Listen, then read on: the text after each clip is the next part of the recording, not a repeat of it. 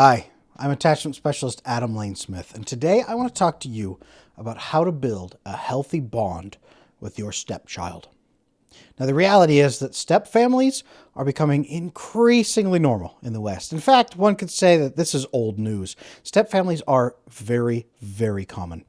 And even if you're not fully married, even if you're just engaged with the other person or you are in a long-term committed relationship, learning to interact with somebody else's child is a key piece of a lot of modern relationships, especially for individuals over 30. And if you haven't noticed, there's a lot of people over 30. There's a lot of life left after 30 years old. So whether you are 32 and now have a stepchild, or you are 74 and now have a stepchild, there are specific ways that you can interact with your partner's child. The biggest thing I can tell you right now, the absolute biggest thing, is to get the concept of step parent out of your head. There are very few cases where you will be called on to be an actual full parent for that other child. Even the name can be really hard for kids to take in because kids are geared to look for their two primary parents that they know are their real biological parents. If you are adopting a child at birth from your partner, if that child is very young and their biological parent who's the same sex as you is dead, you may step in as a legitimate parental role. But odds are very good, you will not be stepping in as a full parent role. And I'm encouraging you not to worry about that term, about being a stepdad or a stepmom. I am encouraging you not to worry about that term, not so much for yourself, but for the child. Because if you approach them and say, I'm going to be your stepdad, the connotation is really bad. Stepmom, thanks to Disney, also not really great. Let's not even worry about that. The kind of relationship you should be focused on building then is not how do I be this child's dad, or how do I be dad number two, or how do I be this child's mom. It's to be that child's aunt or uncle. That's really, really the role you are fulfilling. Now, in a lot of more traditional societies, aunts and uncles aren't just biological. When you have a male or female figure that is older than you may just call them aunt and uncle, even if you're not close to them. Or, as relationships build, as that person helps you, becomes sort of a mentor, sort of an assistant, sort of just a good, positive, older force in your life, a good role model, you adopt them or they adopt you as an aunt or an uncle. And you might call them aunt, you might call them uncle. Here in the West, we still have maybe vestigial pieces of this where we might say, hey, mom and dad's friends are aunt and uncle. But it is meant to be a deeper relationship between a child and a grown adult.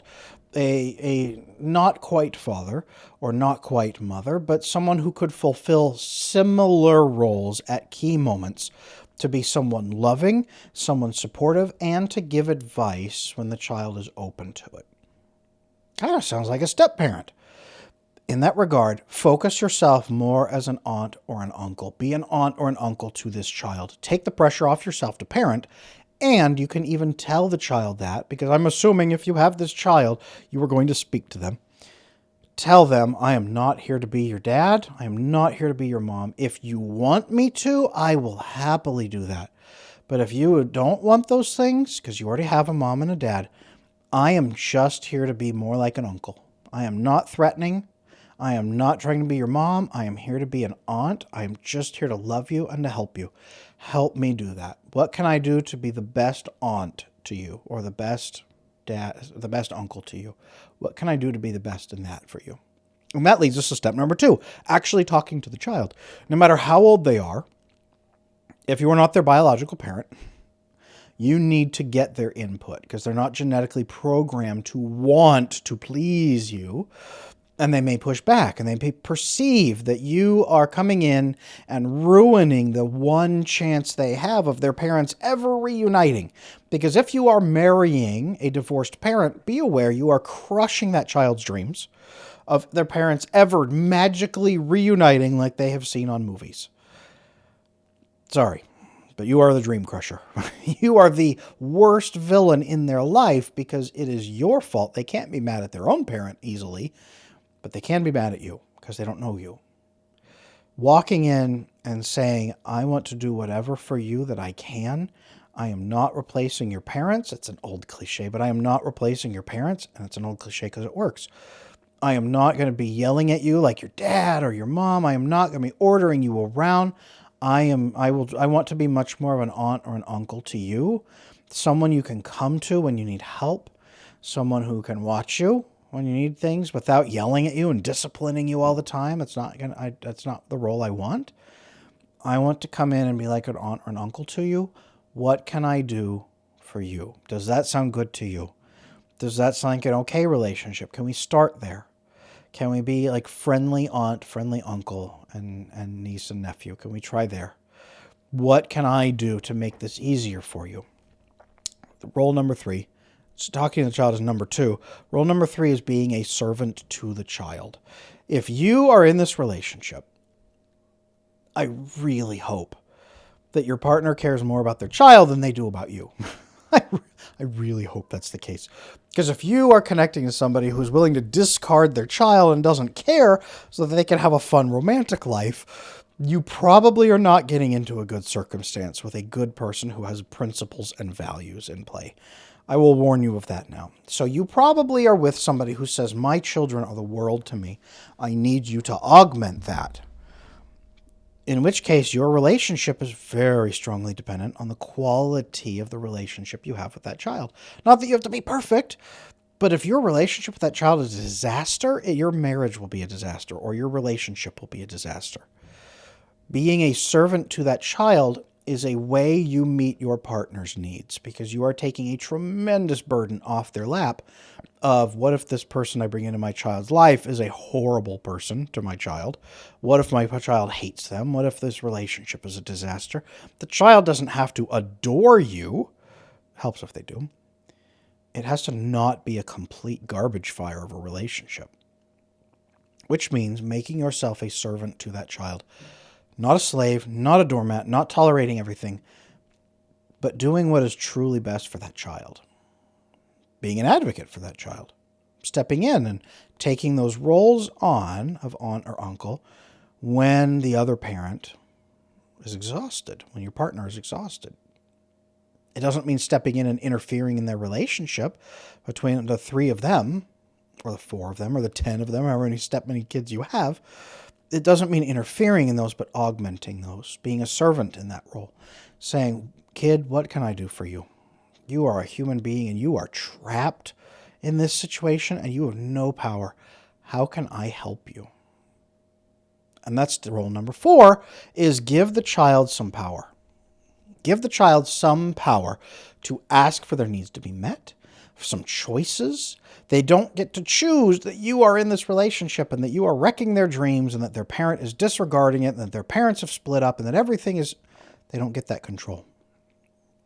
If you can be a human being who gives them control, gives them choices, says, hey, what would you, even something as simple as, what would you like for dinner tonight? How can I serve you by giving you some control? Where would you like to eat tonight? Hey, your dad said to go clothes shopping together, but I'm not going to pick your outfits for you. What would you like?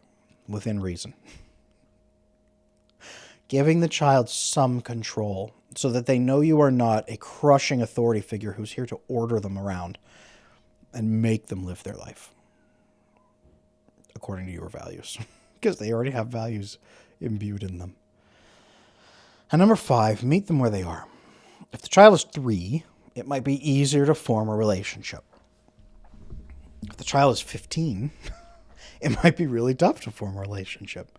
If the child is angry and damaged from their parents' relationship, it's tougher than if the child is just anxious about making sure people like them. That has its own challenges. Meeting the child where they are and treating them like a member of that new family. Goes back to number 1, being their aunt or their uncle. You are joining a family system. You are joining a family system. I am speaking right now to the step parents who actually care about those kids. Meaning you are joining a very complicated family system.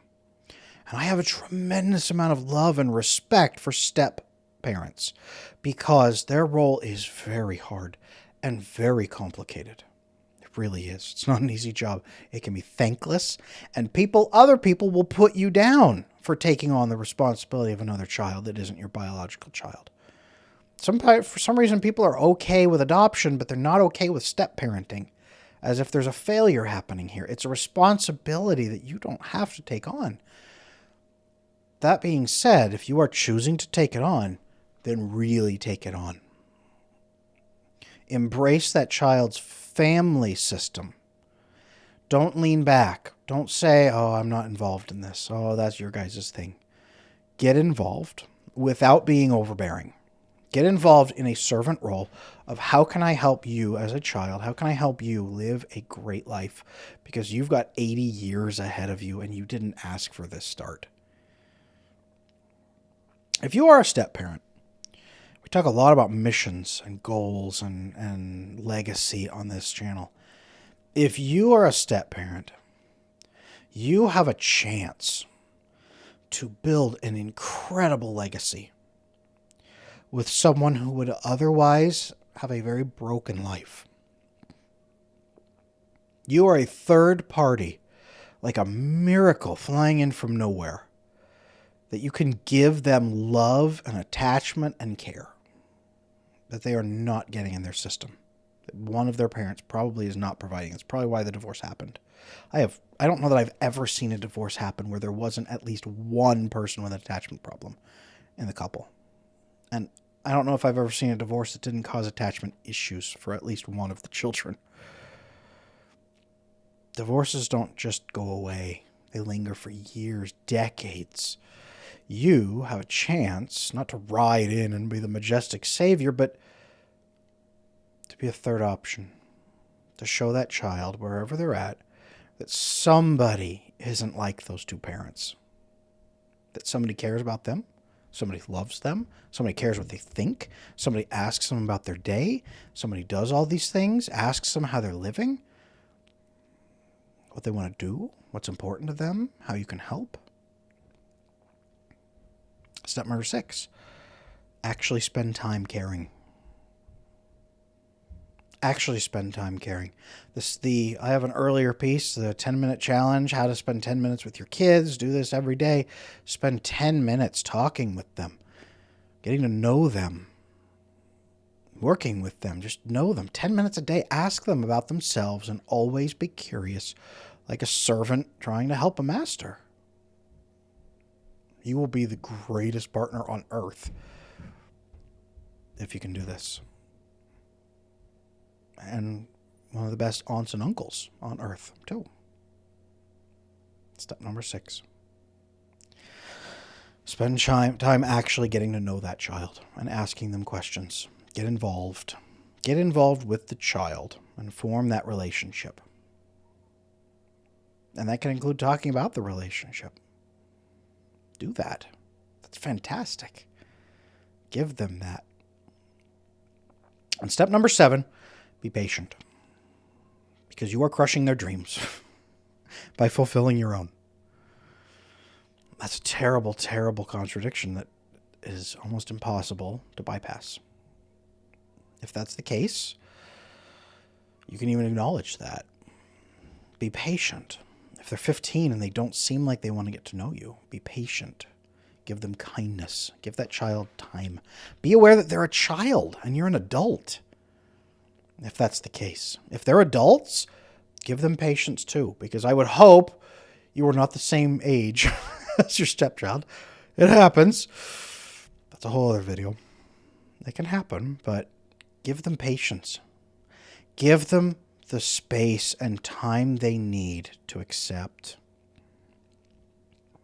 If there is an abused dog on the street and you walk up to the dog and it barks at you and takes a bite and then runs away and then stops and stares at you, do you pick up a rock and throw it at the dog and start cursing the dog out for being a bad dog? If you want to help that dog, you are patient. You put down food. You become non-threatening. You talk to the dog. You help the dog understand. Maybe you put the food down and back away so the dog sees you're feeding it first before the dog can even come to you. It depends how hurt the dog is. Children from divorce are hurt. Be patient. Be the aunt or uncle that you wish you had had. Give them that patience and that space, and you can even tell them that you are doing that. Please communicate with the child. Tell them you are doing that. I get that you're mad right now. That is okay. That is okay to be mad. You probably feel like I've wrecked your dreams of your parents ever getting back together. If that's the case, man, I'm sorry. I want you to know I would never have done that if there was a case. I'm not trying to involve myself and steal your family. I'm not trying to even be your dad or your mom. I'm here to be whatever you need me to be. If that's an aunt or an uncle, I would love that. It is okay that you are mad right now, and you might be mad for a year. I am here when you want to talk. I am not going anywhere. Take the space you need. Let me know when I can help. I will come back. I will ask you again in a week or in a month. If you're still mad, I will wait, and I will ask you again after that. It is totally cool. I get that you're hurt, and this isn't even about me. It's about everything that you've lost. That is okay. Let me know if there's anything I can do for you. That conversation right there, you can have that conversation with a 5-year-old. You can have that conversation with a 40-year-old. That is a frank conversation that is vulnerable and scary and seems like it's going to make the child blow up and start screaming at you. And if that's the case, have to talk anyway, because then your relationship is hanging by a thread by not saying the truth, by not being a good person. Do you really want to be in a relationship like that?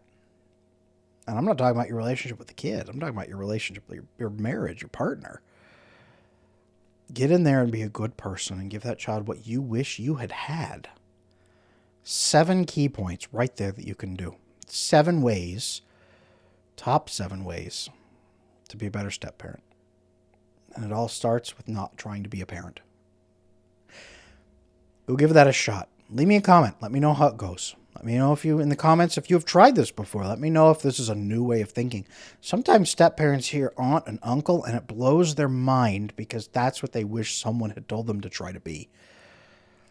That can be a big mind shift. So leave me a comment, like, subscribe, whatever it does. Maybe even share this with somebody. Maybe you share this with your partner and say, hey, what do you think of me taking this approach with the child, with your child, my stepchild? What do you think of this? Do you think this could work? Open that up. Start having that conversation in the family. Send this to your teenage stepkids. Watch it with them. Hey, can you watch this with me? I want to try this. Can you watch this with me? Watch this. They're sitting there like the whole time. And then afterward you say, hey, would this work? Is this what you need from me? Can I do this for you? Can I do this for you? Servant. And they might say, oh, I don't know. Just take some time. Think about it. Go back to number 7. Be patient. All of this will help. Because it provides the opportunity for that child when they reach a point where they could talk or they're hurting so much they need somebody. You can be a non-threatening third partner who is not their parent. You can fulfill a role their parents can't, which is the role of aunts and uncles. It's an asset to the kid. You can do that. Thank you.